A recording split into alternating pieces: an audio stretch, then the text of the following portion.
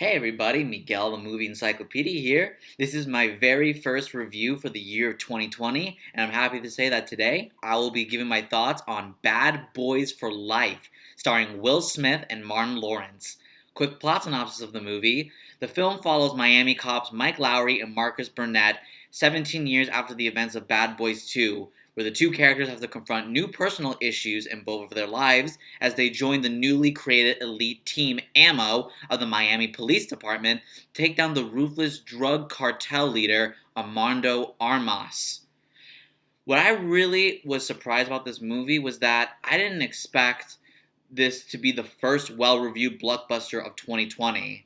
But against all odds, it is, and it is a surprisingly really good movie. Bad Boys for Life is fun, action-packed, and surprisingly dramatic and heartwarming, especially for a action movie that doesn't really invent the wheel that much. So to go into the specifics, what I really enjoyed about Bad Boys for Life is how they reinvented the Bad Boys story while staying true to what has made Bad Boys such a beloved movie franchise for the last 25 years.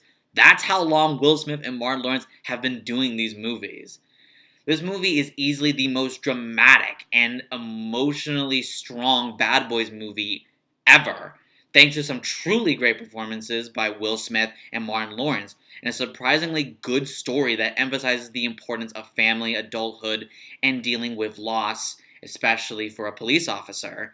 Speaking of performances, Will Smith and Martin Lawrence are back and better than ever as Miami cops Mike Lowry and Marcus Burnett, as they bring the intense action, gut-busting humor, and heart that has made this franchise so beloved for so many years. Along for the ride is series regular Joe Pantoliano as Captain Howard, and newcomers Paolo Nunez, Vanessa Hudgens, Charles Melton, and Alexander Ludwig, who all kick ass and take names just like the namesake of this franchise. The action in the movie is pretty good, although it has significantly less explosions compared to previous entries due to the fact that Michael Bay is not directing this film, which I think is for the best.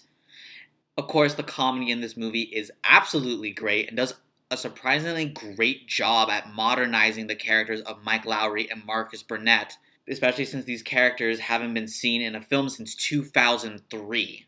And the plot isn't too hard to follow, unlike Bad Boys 2, and has higher stakes due to the personal nature of the villain's conflict.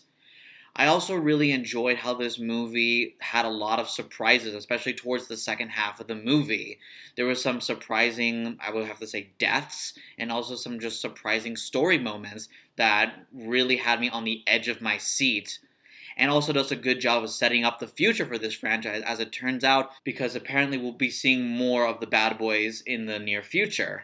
If I had to make any major complaints against this movie, it's that it doesn't really do anything new or special for the Bad Boys franchise, although it does up the drama and ups the heartwarming moments. But despite all that, this is still a really, really fun action movie with a lot of heart. It really reminds me of like the glory days of the 80s, 90s action movies and of the early days of the Fast and Furious franchise. And I'm excited to see where this franchise goes after this surprisingly successful sequel. So in conclusion, Bad Boys for Life was a really fun ride, especially if you're a fan of action comedies or action movies in general.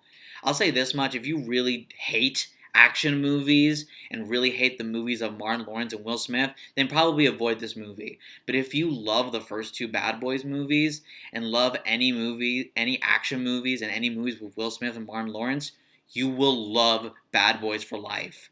I'm going to give this movie a 7.8 out of 10 stars. This is easily the best Bad Boys movie we have ever gotten, and a great return to this surprisingly long franchise.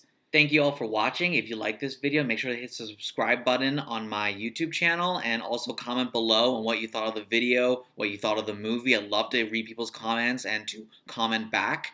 Also, I just started my own Facebook page to advertise my videos and also advertise any movie and TV related news that I found interesting that I want to share with you, my fans. So make sure to like and follow my new Facebook page.